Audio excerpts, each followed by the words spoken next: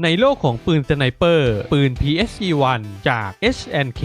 ยังคงเป็นตำนานของความแม่นยำและความทันสมัย PSG-1 ถูกออกแบบมาในช่วงปี 1970 สำหรับหน่วยปฏิบัติการพิเศษและกลายเป็นหนึ่งในปืนสไนเปอร์ที่ได้รับการยอมรับมากที่สุดในโลกด้วยระบบแก๊สที่ช่วยให้การยิงราบรื่นและแม่นยำในระยะไกลถึง 800 เมตร PSG-1 ออกแบบมาให้มีการควบคุมแรงสะท้อนได้อย่างดีเยี่ยมและความสบายในการยิงทำให้มันเหมาะสมสำหรับการใช้งานในระยะยาวในสนามรบไม่ว่าจะเป็นการปฏิบัติการการต่อต้านการก่อการร้ายหรือว่าภารกิจที่ต้องใช้ความแม่นยำสูง PSG-1 ได้รับการพิสูจน์แล้วว่าคือเครื่องมือที่ยอดเยี่ยมในสถานการณ์ที่ท้าทายที่สุด